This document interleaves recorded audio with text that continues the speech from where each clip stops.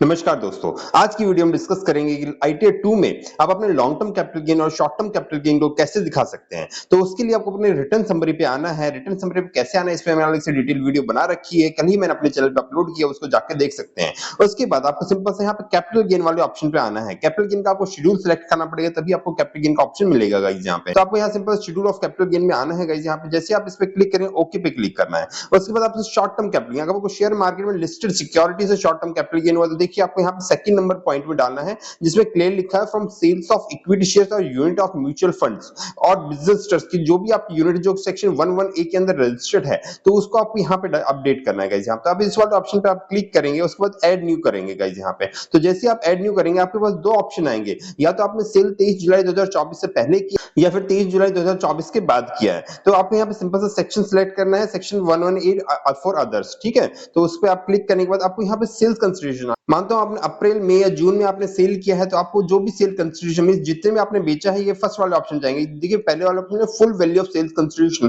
तो जितने भी आपने शेयर सेल किए उनका टोटल कीजिए और उसकी जो वैल्यू है आपको यहाँ पे मेंशन करनी है। इसी तरह आपकी जो भी कॉस्ट ऑफ एक्विजिशन है, मैं मानता हूं कि आपने 1 लाख रुपए का सेल किया था, उसमें से 80,000 रुपीज का आपने परचेज कॉस्ट थी, तो आप यहाँ पे 80,000 डाल देंगे। इसी तरह मानता हूं कि आपने कुछ दिसंबर के आसपास कुछ सेल किया था, तो वो वाली वैल्यू आपकी यहाँ पे अपडेट होगी। तो उसी में आप मानते हो 2 लाख रुपए का आपने सेल किया था, उसके अलावा उसकी जो परचेज कॉस्ट थी 1,50,000 थी, तो 1,50,000 इसमें यहाँ पे अपडेट कर देंगे। तो जो भी आपका कैपिटल गेन होगा ऑटोमेटिकली यहाँ पे अपडेट हो जाएगा। देखिए इसमें जो कैपिटल गेन है 20,000 था, इसमें 50,000 था, तो ये कैपिटल गेन आपको यहाँ पे सेव कर देंगे गाइस यहाँ पे, जो अपडेट करने के बाद इसको हम सेव कर देंगे। इसके अलावा काफी बार क्या होता है कि आप ऑफ मार्केट भी कुछ भी परचेज करते हैं, तो ऑफ मार्केट कुछ परचेज के लाइक आपने आईपीओ में अप्लाई किया, तो उस पर अगर कोई कैपिटल गेन हुआ है तो उसको आपको अलग से शो करना है। तो आपको यहाँ पे देखिए फिफ्थ वाले पॉइंट पे आना है, for sales of asset other than A1, A2, A3 and 4, मतलब ऊपर जो भी मेंशन किए गए उसके अलावा कोई है तो उस पे आपका आना है। तो आपको यहाँ पे इसको एडिट करना है। अब यहाँ पे देखेंगे तो आपको फर्स्ट वाले ऑप्शन में भी सेल कंसिडरेशन दिखाने का ऑप्शन आ रहा है, पर ये जो है अनकोटेड शेयर का यहाँ पे जो भी मार्केट में कोट ही नहीं हुए हैं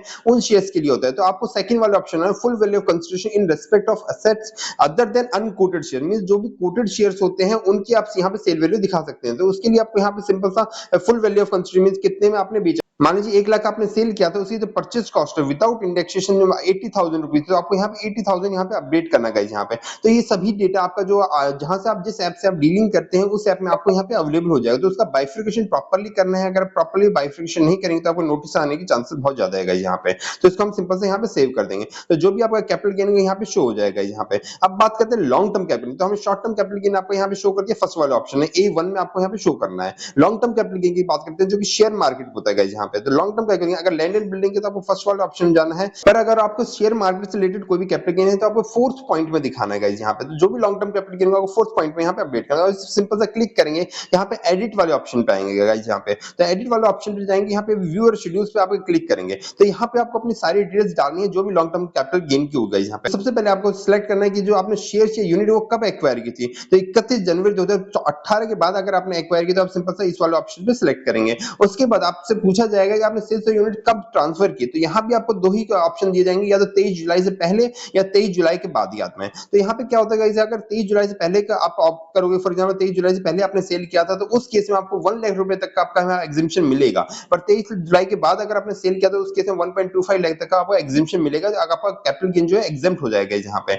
तो यहाँ पे सिंपल फॉर मानता हूँ कि आपने 2 लाख रुपए का आपने सेल किया था, तो आपको सिंपल से 2 लाख रुपए टोटल वैल्यू, 5 शेयर बेचे थे उनकी वैल्यू टोटल यहाँ पे डालनी 2 लाख रुपीज यहाँ पे। उसके अलावा मानते हैं उसमें आपने 80,000 या 1 लाख रुपीज का आपने परचेज किया था, तो 1 लाख रुपीज आप यहाँ पे अपडेट कर देंगे यहाँ पे। तो जो भी आपका लॉन्ग टर्म कैपिटल गेन हो यहाँ ऑटोमेटिक लास्ट वाले कॉलम में 1 लाख रुपीज आपका शो हो जाएगा यहाँ पे। इसके अलावा आपने कोई भी एक्सपेंडिचर किया है ब्रोकरेज से रिलेटेड, तो आप यहाँ पे अपडेट कर सकते हैं, नहीं सिंपल से इसको जीरो छोड़ सकते हैं गाइस यहाँ पे। उसको हम सिंपल से यहाँ पे सेव कर देंगे गाइस यहाँ पे। तो गाइस ये आपका शेड्यूल बन गया है। इसके अलावा आपकी वो कोई और सिक्योरिटी थी जो कि आपने 23 जुलाई के बाद सेल की, तो आप सिंपल सा फिर से ऐड करना है, उसका सेम ही ऑप्शन आपको ट्राई करना है। उसके बाद यहाँ पे आफ्टर वाला ऑप्शन आपको सिलेक्ट करना है, 23 जुलाई के बाद वाला आपकी जो भी सेल्स होगी वो आप यहाँ पे अपडेट कर देंगे यहाँ पे। तो मींस आपको ऐसे इंडिविजुअली सभी शेड्यूल को फिल करना है, उसके बाद इसको कंफर्म कर देंगे यहाँ पे। तो जो भी आपका लॉन्ग टर्म कैपिटल गेन होगा यहाँ पे ऑटोमेटिकली आ जाएगा, उसको हम सेव करते जाएंगे, यहाँ पे शेड्यूल में अपडेट होता जाएगा यहाँ पे। तो इसको हम सिंपल सा कंफर्म कर देंगे। तो जैसे आपने अपना long term capital gain section 112 में यहाँ पे अपडेट किया था, अंदर इस वाले ऑप्शन में अपडेट किया था,